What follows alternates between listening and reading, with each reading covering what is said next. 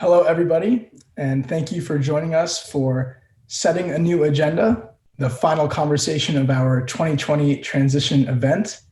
My name is John Sussick, and I'm a freshman in the college studying government African American studies with a minor in econ. Despite a virtual start to my time at Georgetown, I've been able to get involved with geopolitics by participating in our student strategy teams with fellow and journalist Erin Haynes, who's worked for the Associated Press and currently runs the 19th, an all-woman, female-led newsroom challenging to tackle the issues surrounding race, gender, and the 2020 election in this day. It's my honor to introduce this discussion. Our special guest, Steph Feldman, has served as the National Policy Director for the Biden for President campaign. Prior to this, she served as the Director for Policy for the Biden Institute and Deputy Director of Domestic and Economic Policy for then Vice President Biden. Moderating the discussion with Ms. Feldman will be Yamiche Alcindor, a member of the Georgetown class of 2009 and the 2020 National Association of Black Journalists of the Year, and White House correspondent for PBS NewsHour. Please join the conversation on social media by tagging @geopolitics. And for those of you in the Zoom room, remember that you can submit your questions through the Q&A button at the bottom. Please include your name and affiliation. Yamiche, over to you. Thanks so much for that introduction, John. I'm sorry that you have not been able to see the Hilltop in person yet, study there, but I can tell you it's going to be an amazing experience. I loved my time at Georgetown, so I'm so excited to be part of this. And Steph Feldman, thank you so much for making the time. I'm sure you're not busy at all as you're gearing up for this next administration, but thank you so much for being here and for answering some of my questions. So I'm going to start with my questions, and then we're going to go to the audience questions, student questions. But my first question, as I was putting together all of these different topic areas, it got me thinking, before I even ask you about specific policies, I want to talk about how policies are made, not the process so much as the thought that goes behind policies. I'm coming off of an administration where we saw President Trump making policies via Twitter. A lot of it was his instincts and him kind of declaring what he wanted. Tell me a little bit about how the Biden campaign, the Biden transition campaign, as well as the Biden administration goes about just thinking through policy, how it gets made. Yeah, Yamiche, it's so great to spend this hour with you. Thank you for the opportunity, and thank you to the Georgetown Institute of Politics. So I always say, so I have worked for now President-elect Biden for most of the past decade. And I actually think he's a relatively easy person to do policy work for, because at his core, he knows why he is running for office, why he ran for office, and why he is serving. And he has a fundamental set of values that once you know, you can map policy proposals onto and really chart a path forward. So when it comes to how we set our policies, President-elect Biden sets the policies based on science and evidence and the expertise of a broad range of professionals who have diverse backgrounds and diverse experiences. So, normally it will get a policy issue. And my job as the policy director on the campaign was to think through, where do I think that the president-elect would land on this based on what I know about his values and his principles. Things like, he wants to make sure that we reward work the same as wealth. He wants to tackle systemic racism across all of our laws and policies. I would write up a proposal based on the expertise of true subject matter experts who I fostered a huge cohort of those experts.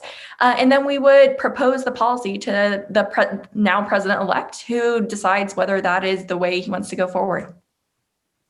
And talk to me about true policy experts and how those policies get written. Is it kind of a writer's room where people are debating the issues, where people are researching? I want to get a little bit of how it's done, given the fact, again, that President Trump was so much about his instincts and tweeting. It sounds like what you have in the Biden campaign is a more traditional way of policy making, where people are having debates and researching before they put down a pen and paper what they want to get done. Yeah, so that is absolutely the case. That in the president-elect's office, we do a massive amount of research and fact-finding in order to develop policies. The president-elect has a great background on the broad swath of policy issues, given his long experience, but really relies on people who breathe day in, day out the particular subject matter. So, when he's developing a policy on climate change, he doesn't want to just talk to an energy policy generalist. He wants to talk to people who have specific subject matter expertise and really understand the problem, how it is affecting real Americans, and then concrete strategies for how we move forward. And the thing I really learned from him the most, and I remember the first time I briefed him many years ago, is I told him about this policy we were going to do, and he said, "That's great. How will that actually look like on the ground to real people? How are you actually delivering results for people?" I didn't have that great of an answer then. I never made that mistake again, going back to brief him. But we do a lot of time iterating back and forth on how do we talk about this in a way that makes sense to Americans, and how do we make sure that it is actually delivering. And now I want to also talk to you about policy making, as well as undoing policies. And in covering President-elect Biden, he's already said, not all of my policies are going to be this, but some of it's going to be looking to undo Trump administration policies. As the policy director, how much of this is creating new policies, or how much of this is undoing the policy decisions of the last administration? I'm thinking about the EPA, the Department of Education, the Department of Justice. Tell me a little bit about how that policy is going to work. Yes, so it is definitely both. In fact, I can't think of an issue area where we're just, let's revert to 2016 and then we're good. The president-elect has been steadfast this whole time that we need to not only undo the damage that President Trump has done to our democracy and our laws, but also chart a path forward. That is where we fundamentally got the premise, which was the policy underpinning for the second half of his campaign, which was Build Back Better, right? It's about not just going back, but moving forward. So on the transition, what that has looked like is a couple of things. We have a policy team that has been mapping out the commitments the president-elect made during the campaign, which are not just about rolling back, but really are some big, bold agenda items, from voting rights to climate, to tackling the virus, to restarting our economy, figuring out how to map out those policies and take them from ideas to actions. And then we also have what are called agency review teams, which is something I didn't actually know about until I started on a transition. But a lot of the work on a transition is done by agency review teams, who are often people who used to work in the agency and really do the important work of cataloging what rules and policies and guidance have been put in place over the past 4 years for the president-elect and his incoming cabinet to decide what to do. Mm-hmm. And President-elect Joe Biden, he's going to take office amid a health crisis and an economic crisis. How much is his first 100 days about setting a policy agenda, and how much is it about simply trying to prevent things from getting worse across the country? Yes. So the president-elect has talked about the fact that he is going to be taking office in the midst of what he sees actually as 4 crises. So the economic crisis, the public health crisis, the climate crisis, and the racial reckoning we are having in this country due to ongoing systemic racism. He is going to get to work right away tackling all 4. And he really does see that he has a mandate from the American people and the more than 80 million people who voted for him to take action right away. Now, you're right. There's a lot. There's a historic amount that he has to accomplish in his first 100 days. So first and foremost, his goal is going to be to get this virus under control, get relief to working families and small businesses, and then work to build back our economy better and more inclusive than ever. President-elect Biden just today announced a new 3-part COVID initiative for the first 100 days of his presidency, designed in consultation with Dr. Fauci. It's about getting everyone to wear a mask, 100 million vaccine shots in the arms of Americans, and reopening the majority of schools in the first 100 days of Congress acts. Talk to me about how that policy came about and how he plans to implement it. Yes.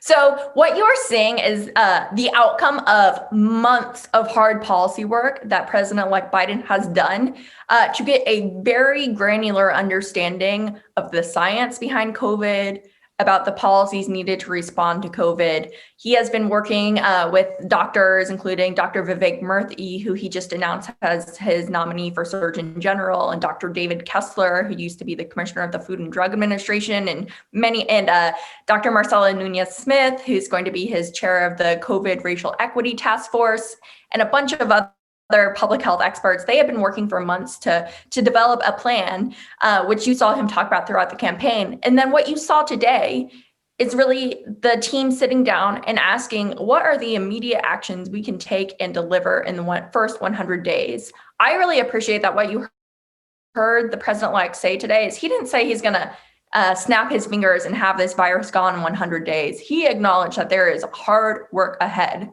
but there are real steps his administration will take right away that are going to make a real difference in partnership with Congress and in partnership with the American people. Mm-hmm. Let's talk about the national mask mandate. Sure. You've been talking about, our reporting is that there's been discussed that the Biden team has been discussing ways to persuade resistant Republican governors to get on board with mandating masks to stop the spread of COVID-19. What does that look like working with Republican governors as he's coming into office? What's the plan to try to get that policy implemented when it comes to working with the GOP, especially I'm thinking on the local level in the states?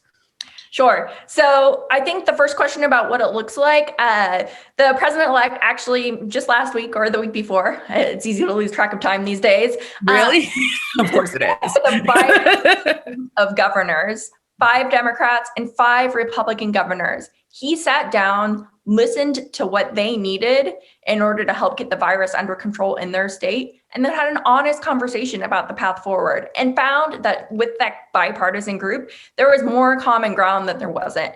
And I think that's kind of the magic of President-elect Biden, which I've seen over the past 10 years, and I think people often underestimate, is that he has a unique ability to sit down with people, listen, and drive towards progress. And so that is going to be exactly what he does in the weeks ahead. And, I think the American people made clear that's what they want when they voted President-elect Biden into office. And they are going to make sure that President-elect Biden and their leadership all the way down to the state level takes action to save lives. What's I guess more the plan when it comes to working, especially with Republican governors? I'm thinking of in Georgia, in my home state of Florida. What does that look like? Yeah, Georgia's my home state, so I understand this quite well. So the first step here is conversations, which President-elect Biden has already shown that he will do. He will be leading by example and putting scientists out, like you saw him do today, to talk about why this actually matters and make the case to the American people regarding why this matters. Then he's going to go to governors, but he's also going to go to local officials, county officials, mayors. If they are in a state where they don't take up a statewide mandate, these local officials have the power. But you also heard the president-elect today make an ask of every American. He asked every American to make a personal choice to wear a mask for the first 100 days of his administration. They don't need their governor to tell them to do that. They don't need anyone to tell them to do that. They have the choice to make. They can make that choice right now. And he's asking, as an act of patriotism, for the American people to do that for his first 100 days to save lives. Mm-hmm. President-elect Biden has also been very clear that he doesn't want to have any sort of national lockdown. Talk me through the policy there and the thinking behind that. Yeah, so the goal here is that we need to take action to get the virus under control and to save lives and allow our economy to fully restart and stay open, to make sure that consumers feel safe to go into stores and restaurants, to make sure that we can have our economy fully up and running and our schools fully open. And that's really what we all want here. So you need to take action in order to get that done, which is why President-elect Biden and his team on the transition, many of whom you saw today, have been charting out a path forward that they will take action on right away in order to accelerate testing, encourage masking nationwide, develop a plan to effectively and equitably distribute a vaccine. There's so much we can do. You just need leadership in charge and leadership asking the American people to do their part as well in order to get this virus under control. So I guess the question, though, is about a national lockdown. Why not have that? Is it because it sounds like maybe you're saying people just need to take personal responsibility and having a national lockdown is going too far? Or what would you say is the reason why a national lockdown is off the table? Because President-elect Biden has a plan to get the virus under control.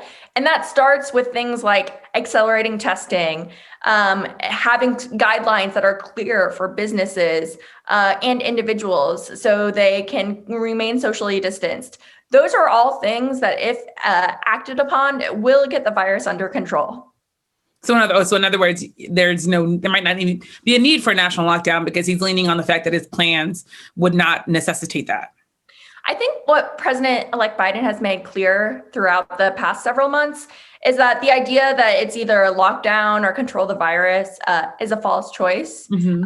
There is a smart strategy here to implement all of the proposals that President-elect has been putting forward and encouraging President Trump to take all along.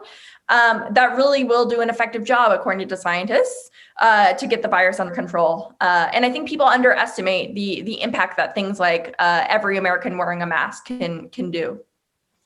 I want to now switch to obviously for policy, a lot of policy to be made. It has to be working with Congress. We've seen, I've been covering it closely, months now of negotiations with Congress not having come up with a new COVID relief bill. Talk me through your thoughts on that as someone who's going to be directing policy, who's thinking through policy, and how President-elect Biden will be able to work with Republicans in the Senate, especially, and in the House, when you already see the gridlock that exists in Congress. Yeah. So there's no one who knows the Senate. No one who knows the Senate better than President-elect Biden. And he has many longstanding relationships with members of Congress and is honestly one of the most talented politicians I've ever seen at getting people to the table, not compromising his values, but finding compromises that deliver real big progress for the American people. He's the person who President Obama sent up to the Hill in 2009 when they needed 3 more Republicans to vote for the Recovery Act. Then Vice President Biden went up to the Hill and got those votes. And that's the type of leadership you're going to see from President-elect Biden and Vice President-elect Senator Harris when they take office in January, because that's what the American people voted for, is they voted for someone who will unite the country and heal our country and deliver action to deal with our big challenges. You've seen President-elect Biden do this already, uniting the country. He brought together business leaders and labor leaders at one table together. He brought, as I said, Republican governors and Democratic governors at one table together. This is the way that President-elect Biden has gotten big change done for years in Washington. So for people who look at Congress and say, this is going to be super hard. You have Mitch McConnell. If the Republicans keep control of the Senate, he's going to not want to play ball. When I asked the president-elect, I would say now, as we all are kind of losing track of days, I want to say it was last Friday, I put the question to President-elect Biden, how much money are we talking about for the next COVID relief bill? He said hundreds of billions of dollars. I guess in some ways, can you talk me through more about how he plans to get Republicans to agree to hundreds of billions of dollars in aid when it's been so hard as is?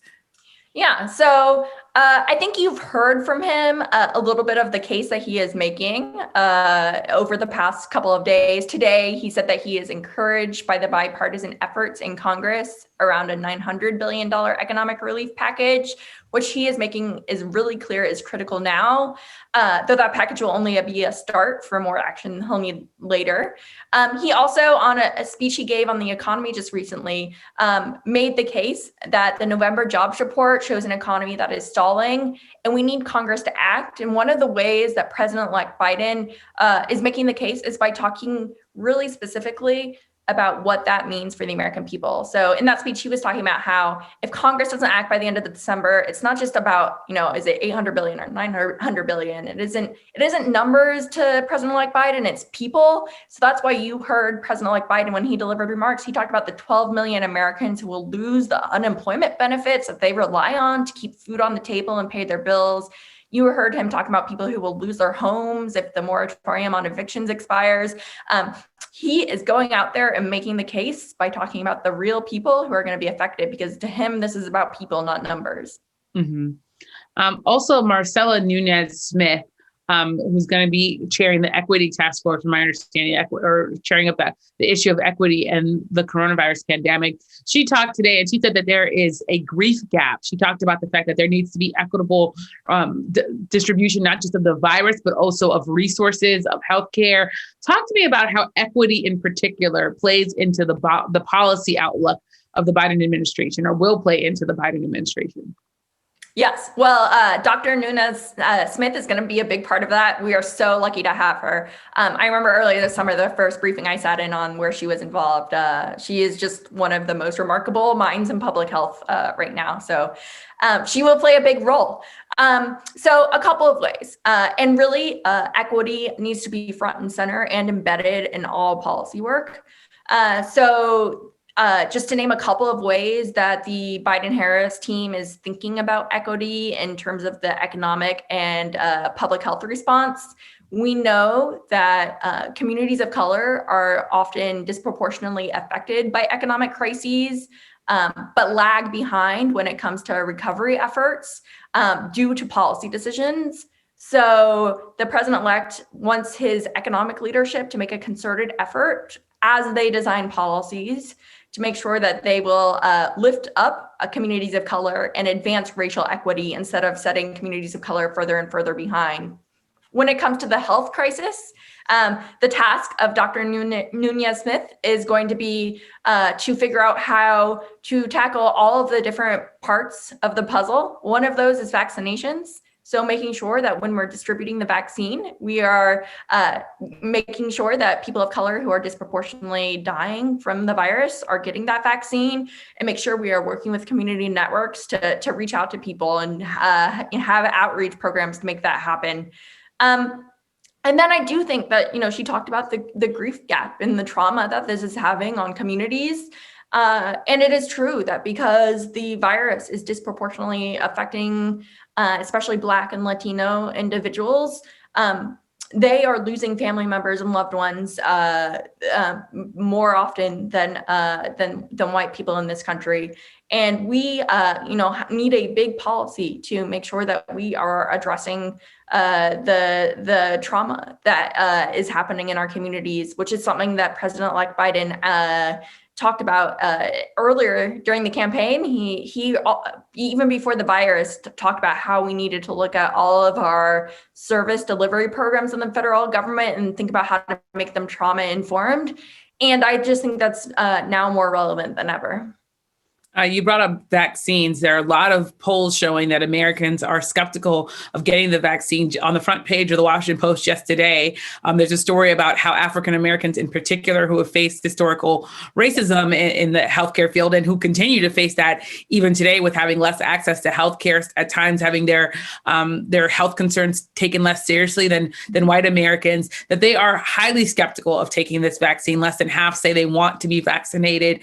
What's the policy that's going to be implemented to try to convince people to get the vaccine? I know President-elect Biden says he's going to take the vaccine himself publicly, but what, from a policy point of view, what can be done to try to effectively get people to trust that this vaccine is safe? Yeah, so I can tell you that the Biden-Harris team does absolutely think that is our charge, to make sure that we instill trust in communities, including the communities of color, in a safe vaccine, and to make sure that it is distributed and people have access to it. So the first thing that we are doing is what you saw today, which is President-elect Biden is empowering experts who will earn the confidence of the American people and will lay out the facts and lay out the science and the evidence. And then you will have people like Dr. Nunes-Smith, who's going to be in charge of figuring out how to break down barriers and instill trust and integrate cultural competency into all of the work and all of those really important pieces. Mm-hmm, mm-hmm. I want to also say, talk about other top issues. Obviously, COVID is going to be number one when you think about the president-elect Biden coming in on the first 100 days. But what other key policy issues? You talked about the 4 crises he faced, and maybe that's the answer. But what are the other key policy issues that are top of mind, day one priorities for him? Yeah, so, I do think that the 4 crises really frame much of the work ahead of President-elect Biden. He is going to be facing unprecedented challenges to tackle the virus, to get our economy back on track, to tackle systemic racism in all of our laws and institutions, and to once again lead the world in tackling the climate crisis. So you've heard him talk about a number of things he's going to do immediately.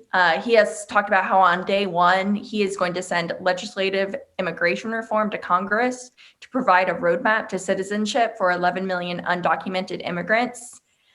He's going to call the world's leaders and tell them that America is back, starting by rejoining the Paris Agreement and then asking all countries to join the United States in upping the ante of their climate commitments. There's a range of things that could go on, but I think what the American people are most eager to hear and what the president-elect is focused on is making sure that we make real progress in the first 100 days on getting this virus under control, starting with the 3 100-day goals that you mentioned just a few moments ago that the president-elect laid out earlier. Mm-hmm. You've been talking a bit about climate. President-elect Biden has nominated former Secretary of State John Kerry to a climate position. It's going to be a presidential envoy on climate. Tell me about that particular nomination and also the policy that will flow from that position. Yes, we are so lucky to have Secretary Kerry take on this new role, given his experience negotiating at the highest levels of government to make progress on climate change. So he will once again be taking a leadership role on the international side to make climate action, which is a big part of the agenda, tackling climate change on the international stage, because the United States is only 15% of greenhouse gas emissions. But we also do think a big part of that puzzle, which we are not going to shy away from, is our domestic greenhouse gas emissions. And President-elect Biden put forward 2 big plans throughout the course of the campaign for pushing forward on clean energy, energy efficiency in the United States. Really specific ideas like building a network of electric vehicle charging stations throughout the country, capping abandoned oil and gas wells, a range of policies that will allow us to reduce our greenhouse gas emissions, but also create really high-paying union jobs, which are what we need to pull ourselves out of this economic crisis. Mm-hmm. Mm-hmm. If I could, in thinking about kind of going back to the idea of equity, are there specific policy plans that are being thought of that deal with specifically the kind of discrimination and equity issues that we've seen exacerbated by the coronavirus? I'm thinking of the gap when you see that people of color are more likely to take transportation, they're more likely to live in multi-generational homes, they're more likely to do jobs that they can't do from home. It's all these different things that we knew is in some ways as a country, but that have really made the pandemic just that much more deadly for vulnerable populations. Yeah, so I think the pandemic has really shined a bright light on the inequities that already existed in our system for decades, which a lot of people knew about. Some people maybe knew of, but hadn't focused in on. And this is a real moment where we as a country need to come together and And I think President-elect Biden is going to lead the way in this moment for us to tackle systemic racism across all of these different policy arenas you're mentioning. So it starts with making sure that African-American and Latino individuals who have much worse health outcomes for a variety of diseases because they lack access to healthcare or due to other biases in the healthcare system, that they have high quality healthcare, that we lower healthcare costs so they can get the care they need, and that we look at specific disparities, like the disparity in the maternal mortality rate, where African-American women are just have a much higher rate of dying. And we come up with a strategy and implement it. And that's the important work that the new Secretary of Health and Human Services, Javier Becerra, and his team are going to have to take on. And transportation too. You have President-elect Biden put forward a plan to massively invest in transit in this country. We need our cities to have high quality transit that everyone in the community can take and be safe. We need fleets that are clean. So we have clean air to breathe and clean water. The president-elect put forward a comprehensive infrastructure and transportation plan, and in fact proposed to invest $2 trillion over 4 years in clean energy and transportation and other types of infrastructure in order to build the type of communities that we need all across America. And then something that's somewhat related to that question that I posed, we've seen through the racial reckoning that you talked about here today, that African Americans are more likely to die of the coronavirus pandemic, but they're also more likely to die at the hands of police officers than white Americans. What does that fact tell you, that even in the middle of a pandemic, we've also had to deal with police shootings? And what can a Biden administration do policy-wise, since policing is such a local issue? Yeah, so I think two of the most profound moments of this campaign were the speech that President-elect Biden made right after the killing of George Floyd. He made a speech in Philadelphia where he quoted Doc Rivers and talked about how he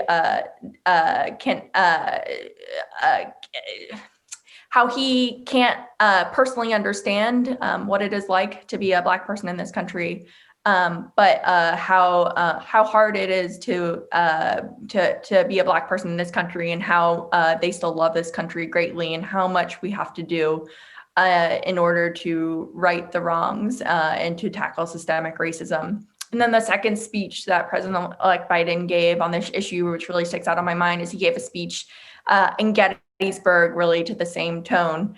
And, at a moment, after the killing of George Floyd, at a moment in the campaign where there was a lot of debate about what President-elect Biden should or should not do going on in the public space, President-elect Biden was quite clear.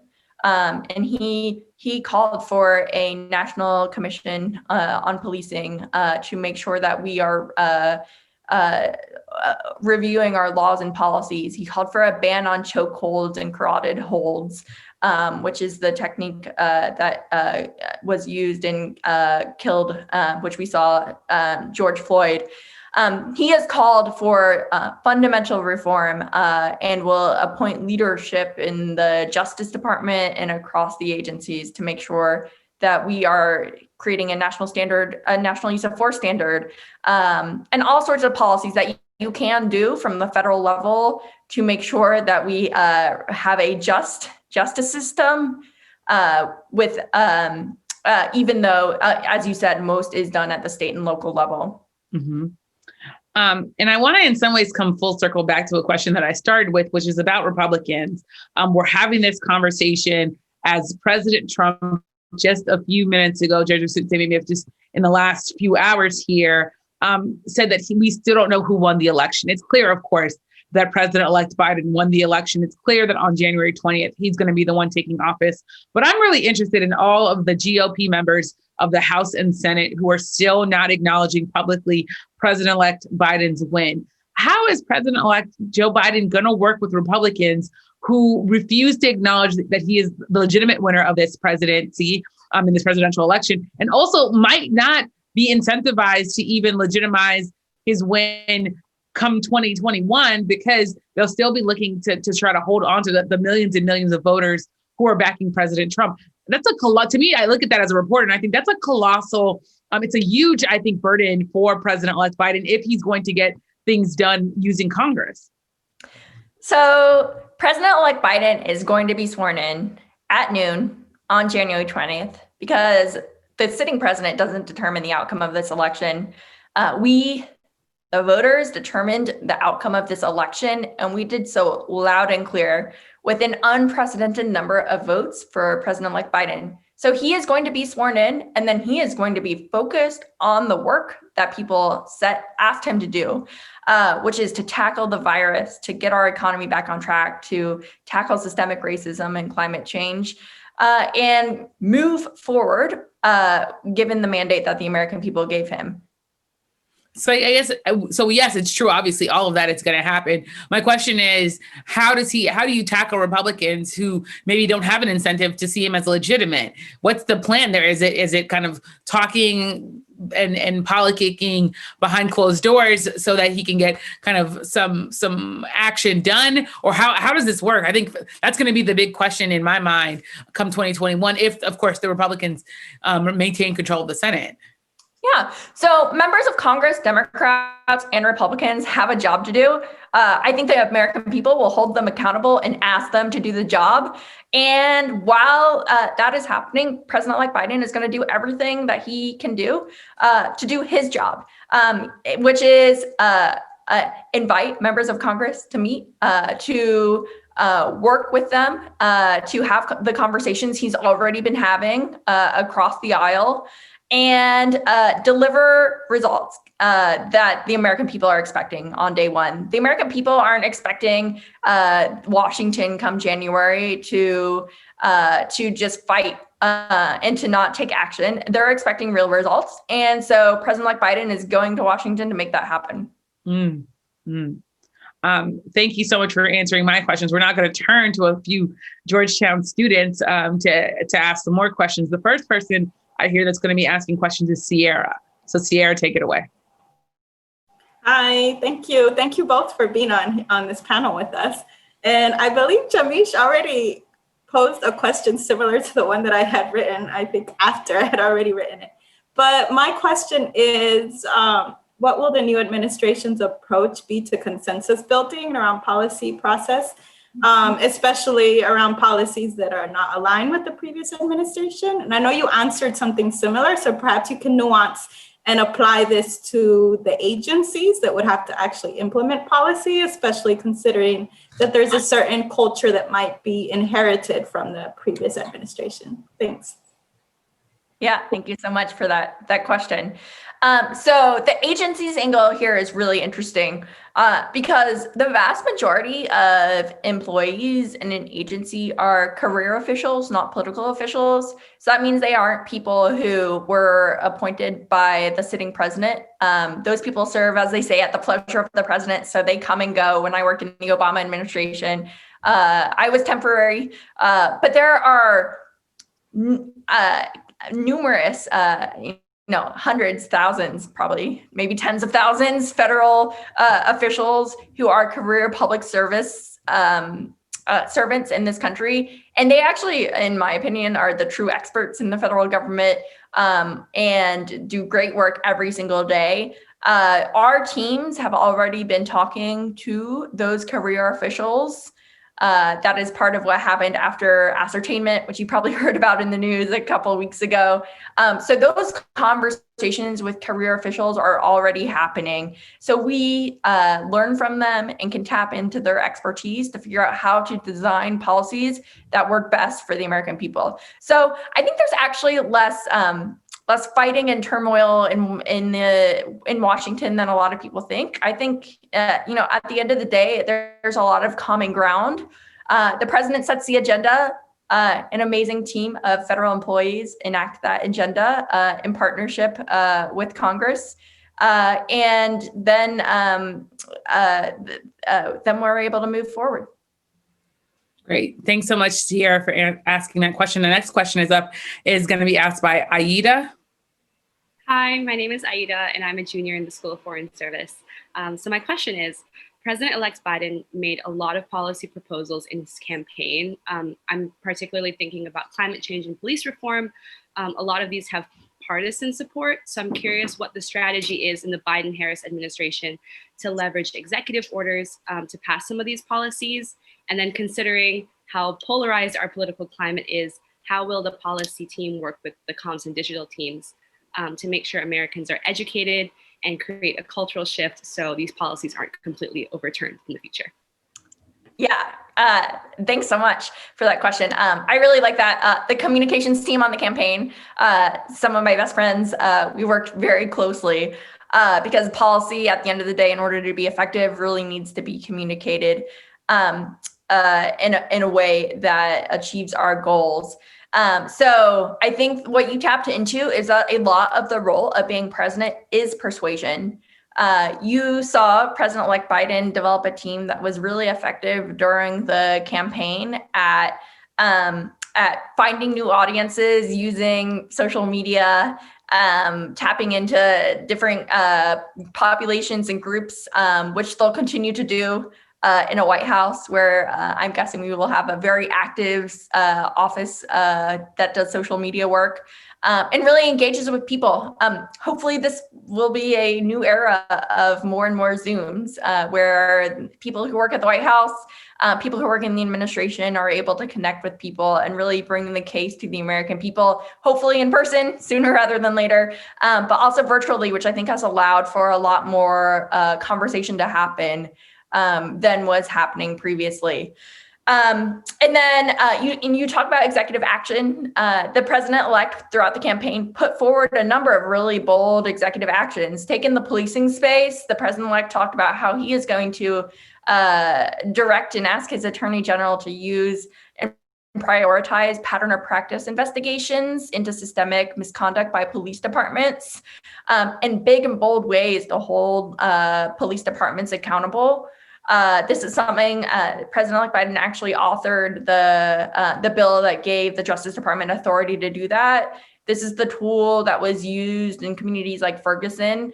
It has been gutted. The ability to do pattern or practice investigations has been gutted through the efforts of the former Attorney General in the Trump administration. And that's just one example of the type of real concrete change that can happen in a Biden administration. He's done that on policing, on climate, across the board on policy issues. We have a big agenda to move forward. Thanks so much for that question, Aida. The next question is coming from Neil. This question, Ms. Feldman, fits very well in with what Ms. Ross was asking. I'm a fundraising in the fundraising office for Georgetown University, particularly in cancer research. And I know Mr. Biden's been a strong supporter of that. But on your question, which we're saying about the schooling, are you saying that Mr. Biden will facilitate in-person classes within federal schools and say on military bases, on BIA schools, on Indian reservations? Or are you also saying that he'll be encouraging the states and their people to return to in-person classes in public and private schools? So more broadly, including support for cancer research and things like that, does Mr. Biden intend to be constrained by restraints on the scope of federal actions of the US Constitution? Or does he take a more broad understanding of his authority as a president? Thanks, Neil, for those questions. So let me tackle them one by one. So the first, getting our kids back in school, which we know is so important, not just so our kids keep learning, and so we don't have any further learning gaps in this country, but also because getting our kids back in school is so important to help so many parents get back to work as well. I know a lot of parents are juggling right now, either having a job and trying to help their kids through virtual learning, or having lost a job and being worried about how you're going to make ends meet while also trying to create a nurturing environment all day, every day for your kids.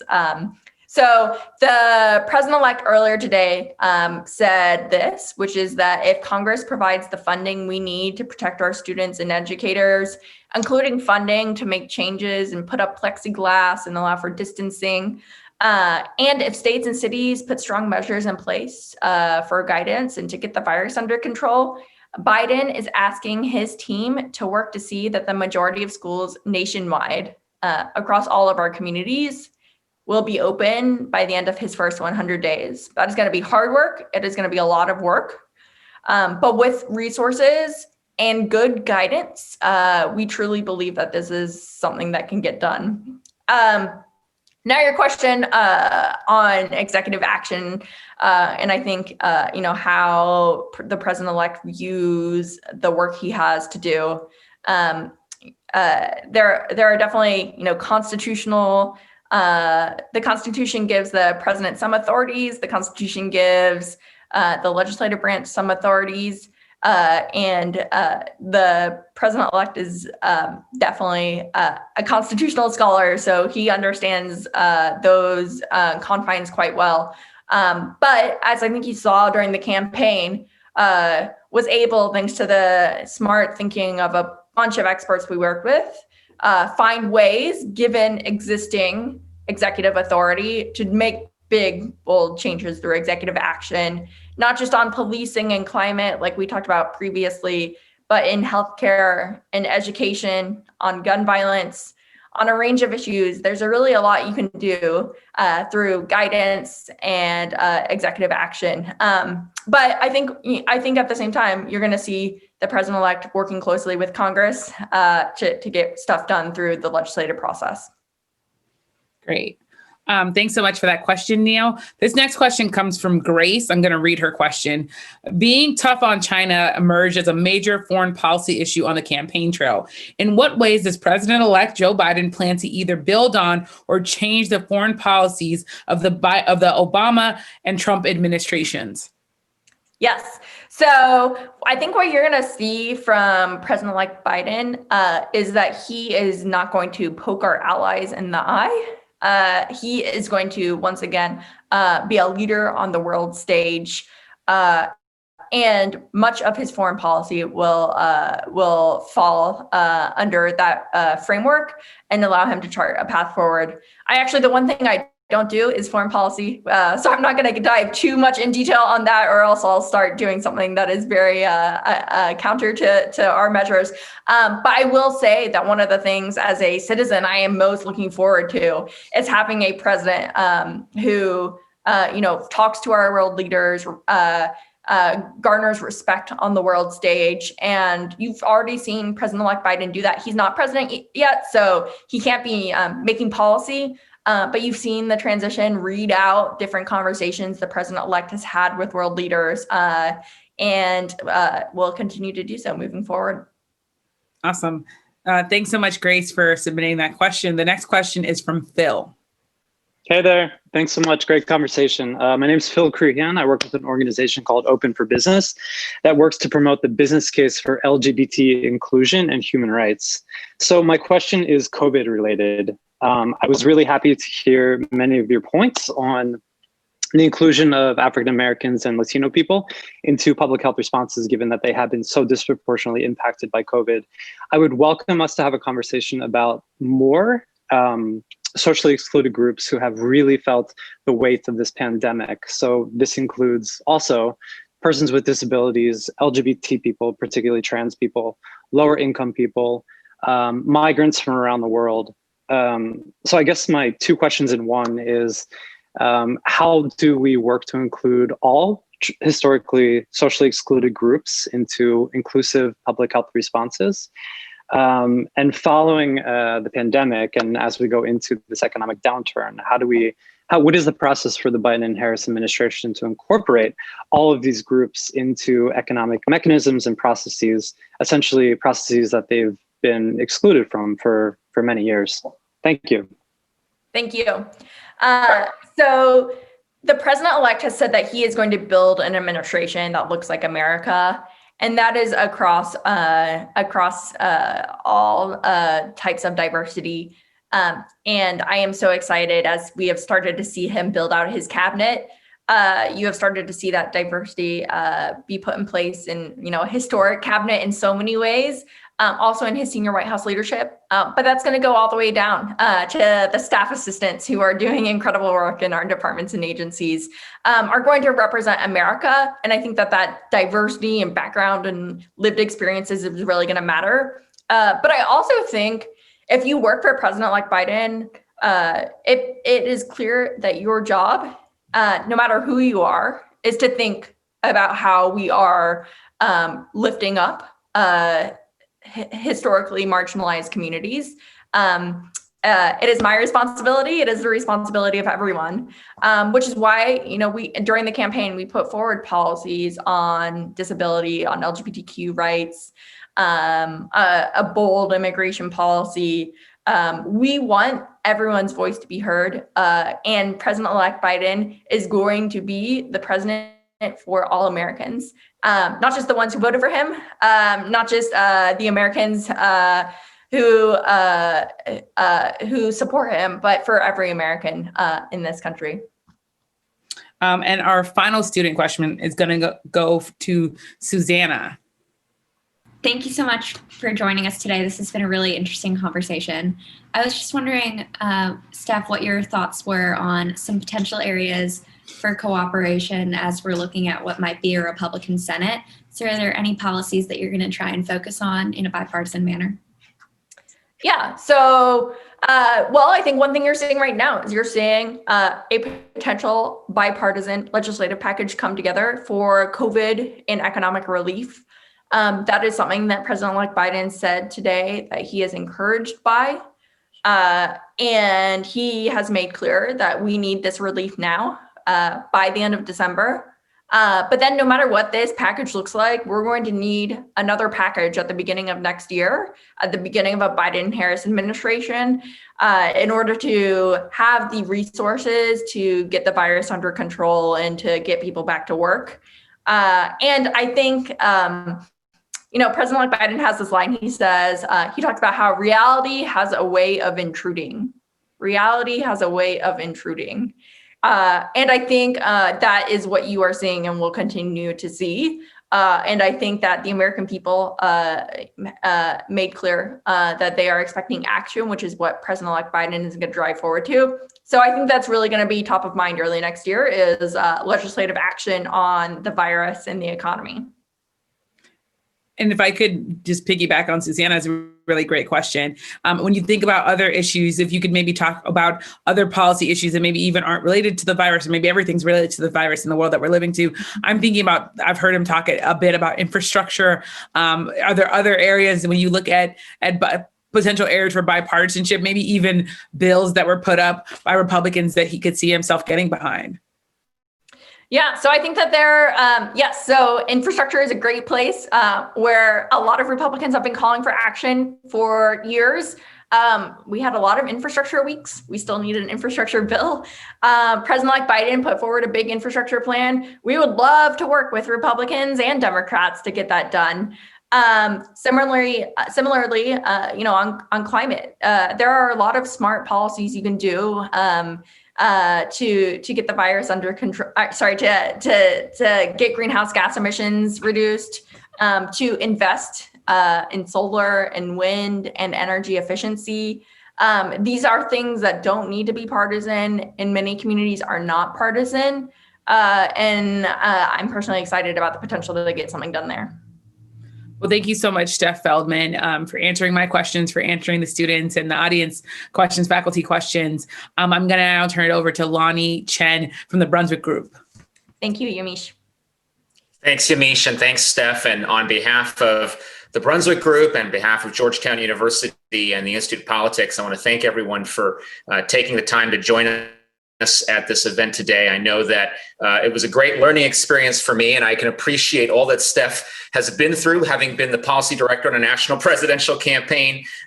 Feels like many years before. It was many years before. It was great to hear her insights and to hear more about opportunities. For my part, I really do think there are going to be some opportunities. I'm hopeful for Republicans and Democrats to work together. Speaking to Republicans over the last couple of days and weeks, I do think that there is an urgency around COVID-19, around getting those problems solved. I think in areas like surprise medical billing and drug pricing, there could be an opportunity for working together. And of course, we talked about infrastructure, which I think will present a tremendous opportunity as well. So lots of different programs today. We heard from lots of great people. And I just wanted to take this opportunity again to thank everyone for your attendance. If you want to see portions of today's event, you can visit the Institute of Politics website or the website at the Brunswick Group, or follow either on Twitter at GU Politics or at Brunswick Group. And again, thank you so much for joining us. Have a great day and happy holidays.